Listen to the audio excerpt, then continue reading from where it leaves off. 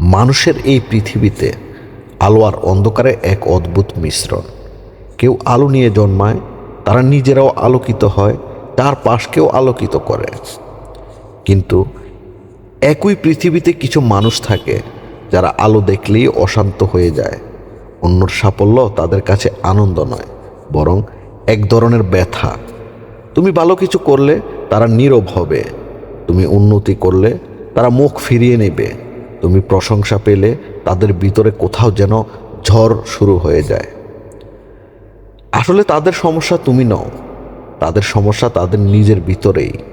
তারা বছরের পর বছর নিজেদের মনকে শুকিয়ে ফেলেছে, অভিযোগ দিয়ে, অহংকার দিয়ে, তুলনা দিয়ে, আর নিজেকে কম মনে করার অভ্যাস দিয়ে। তাদের মনে ঈর্ষা জন্মায়, তারা কখনো নিজেদের ভিতরে ভালো কিছু রোপণ করেনি।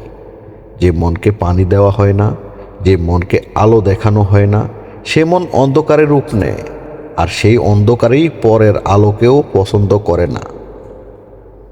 তখন প্রশ্ন আসে, আল্লাহ কেন এমন মানুষ সৃষ্টি করেন? কেন তিনি এমন মন দিয়েছেন যা অন্যর ভালোই দেখতে চায় না? সত্যটা খুব গভীর। আল্লাহ কাউকে ঈর্ষাকাতর বানিয়ে সৃষ্টি করেন না। ঈর্ষা হলো মানুষের ভিতরের নিজের তৈরি ছায়া। স্রষ্টা সবার হৃদয়কে আলোর সম্ভাবনা দিয়ে পাঠান, কিন্তু কে সে আলো জ্বালাবে আর কে সে আলো নেভাবে তা মানুষের নিজের সিদ্ধান্ত। এই ধরনের মানুষ আসলে তোমাকে একটা বড় শিক্ষা দিতে আসে।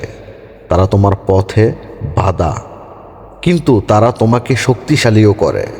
তারা তোমার উপর হাসে, কিন্তু তারা তোমার ধৈর্যও বাড়ায়। তারা তোমাকে থামাতে চায়, কিন্তু তারা অজান্তেই তোমাকে প্রমাণ করার সুযোগ দেয়। এবং সেই প্রমাণের যাত্রায় এগিয়ে চলে আমান মির্জা। তুমি যখন এগোতে শুরু করবে, এই মানুষরা প্রথমেই ব্যথা পাবে, কারণ তোমার অগ্রগতি তাদের স্থির জীবনের বিরুদ্ধে চিৎকার করে।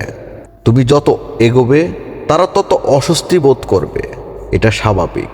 কিন্তু মনে রেখো, যাকে আল্লাহ উঠতে দেন তাকে কেউ নামাতে পারে না। যাকে তিনি পথ দেখান তার পথ কেউ বন্ধ করতে পারে না।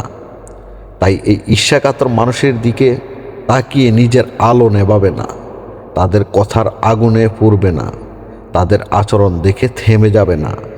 তোমার কাজ হলো নিজের পথে চলা, নিজের স্বপ্নে বিশ্বাস রাখা, নিজেকে প্রতিদিন আগের দিনের চেয়েও ভালো বানানো। একদিন মানুষ বুঝবে তোমার মান, তোমার সম্মান, তোমার গন্তব্য এসব মানুষের হাতে নির্ধারিত নয়। এসব ঠিক করেন একমাত্র স্রষ্টা। আর যখন স্রষ্টা কাউকে উঁচুতে তোলেন, তখন কারো ঈর্ষা, কারো অপছন্দ, কারো বাধা কিছুই তার ভাগ্য আটকাতে পারে না।